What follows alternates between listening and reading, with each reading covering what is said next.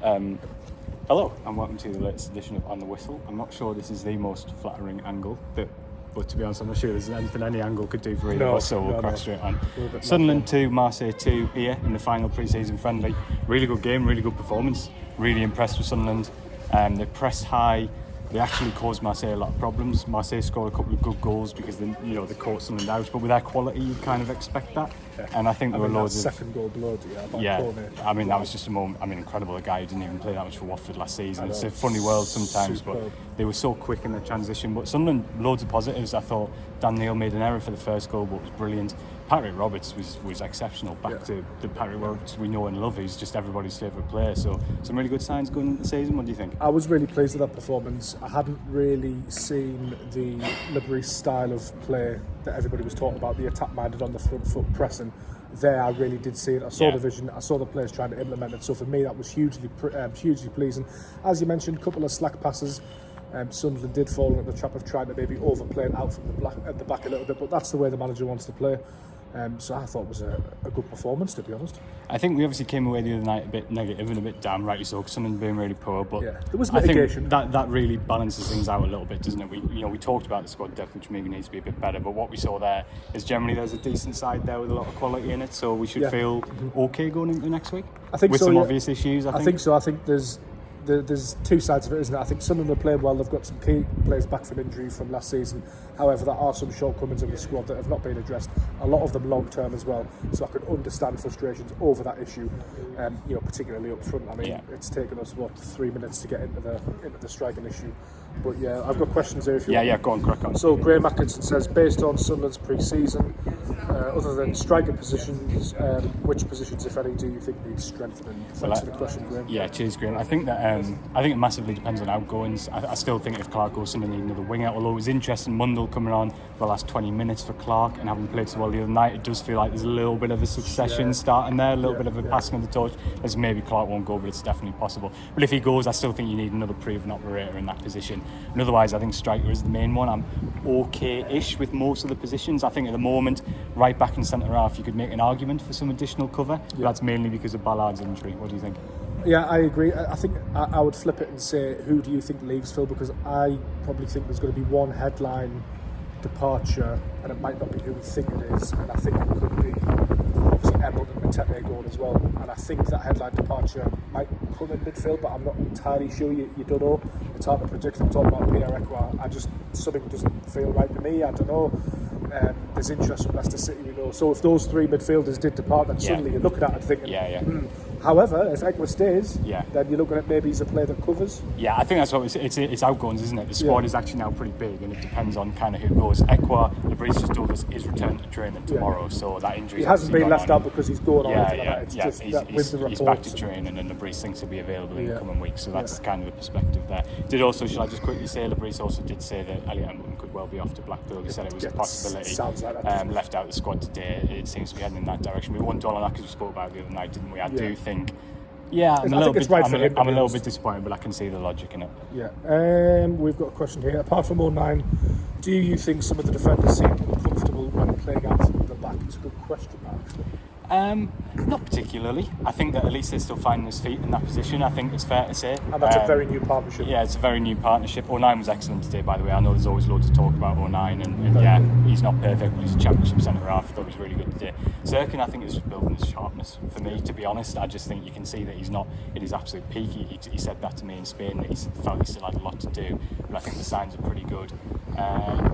With Neil coming deep, personally, I think what I'm referring to is perhaps when Marseille pushed up very high and they maybe pressured Anthony Patterson a little bit, and it was a little bit scrappy. I expect that from Marseille on top quality. I think Roberto deserves some brilliant. Lebris did say after it was one of the areas he felt there could definitely be some improvements. So it's a really fair comment because Lebris did identify that, so that's fair. But I do think that'll improve with a bit more sharpness for a couple of those players who haven't had loads of football over the last year. We'll have to get into it properly. Josh Kemp says, what's the latest with Mendy and Ugbo, and what's the latest on Backroom staff additions? Yeah, Lebris was really chill about the Backroom staff. We asked him again, and he basically said, we're looking, we're not in any rush. I'm really happy with the coaching staff we have.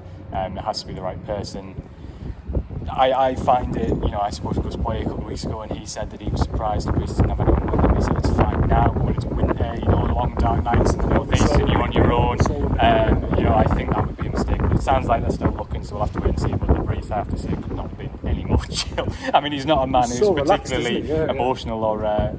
But yeah, he's so relaxed about that. Strikers, I think it's clear they want one with Mendy. There are obviously some issues with his club. Mendy still wants to come, which gives you a lot of confidence it can still happen. And I think eventually, there is a good chance that will happen eventually, because if, can have to let him go if he's determined to leave, they need to get some money back. We've seen with Ukbo, basically Sunderland are looking to see what else is out there, because there's no guarantees that the Mendy situation will be resolved. So I think that's the top and bottom of that. All the people we spoke to felt that Wednesday would make it work for Ukbo. He had a good loan there last season. Sheffield Wednesday really want him, and it sounds like it's just a payment structure thing. Yeah. So we still think he'll go to Wednesday, but as long as the door's ajar, I know that he's quite enthusiastic about Sunderland's project. He doesn't see it as like option B. It's something he'd be enthusiastic about, so you never know. I still think that one's got a bit to run, and clearly the Mendy situation's ongoing. I know the striker issue is multifaceted. Every transfer is individual. Everything's got its own sort of permutations, but I'll reiterate what I've said recently. I do think at some point Sunderland are maybe just going to have to extend themselves slightly to get a good striker in, and maybe move away from this game of brinksmanship towards the end of the window and just go out and get somebody. I think that needs to happen at some point for the fans as well. Yeah, probably. Shall we have one more question? Couple of more quick ones.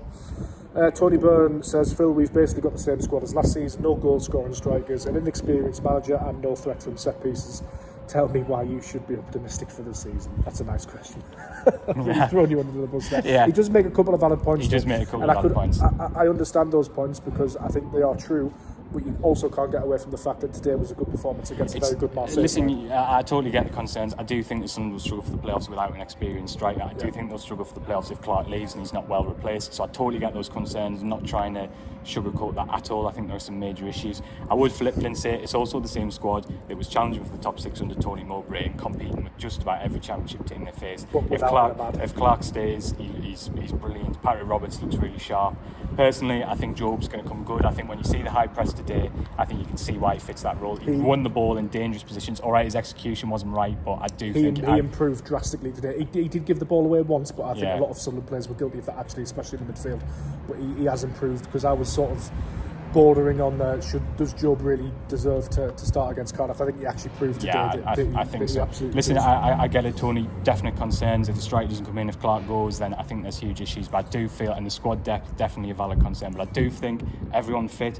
I think this is a decent team that could play some good stuff. Fingers crossed I'm right. I might be wrong. But he's just done. Michael Dunn says, will we see a number 9 in this week before Cardiff? I don't think so. I think at this point it's going to be so difficult for whoever comes in to be match fit. I mean, let's say it's Mendy. He's been training on his own. He's not played in pre-season, so he could sign. But I don't think there's any way there's a player who comes in who can start up front against Cardiff. I just don't see it. And they might sign before then, but Michael, I think it's going to be in the end. Personally. Mike Smith adds to that. He says, is it likely we will sign 2 strikers? Personally, don't think so. Labrie seemed pretty keen on my end. He did mention as an impact player. He did mention that he's not going to be somebody that starts all 46 championship games, and essentially said they can't rely on him because of his youth, but he does like him. But then you've got Mayenda, Rusin. I don't see Sunderland getting 2 strikers, to be honest. I'd be surprised. Right, let's have one more quick one before we go. What is Sunderland's current best midfield 3 in this system? Neil, Brown and Job, with Rig playing lots and lots of football. Until the last 2 games, the game at Bloomfield Road against Blackpool and tonight, I would have said Rig. I think Brown's just slightly moved ahead of him. Because there is can he get experience, know-how. Alan Brown brings everything that we were lacking at times in that midfield. And Rig is going to terrify players coming off the bench. With his energy, with his sort of enthusiasm, he's going to terrify the sort of tired when you need to win the ball, I think Chris Riggs is really good. So, and again, it's no slight on him, but I think the best player in that team at the moment is Dan Neil. He starts every week for me. He lost the ball for the Marseille goal, but other than that, God, he keeps playing, and he's honestly, some of the passes out of Roberts. Yeah, and I know we mentioned earlier, brilliant that Patrick Roberts could be a game changer. Yeah, he obviously got the assist, could have scored.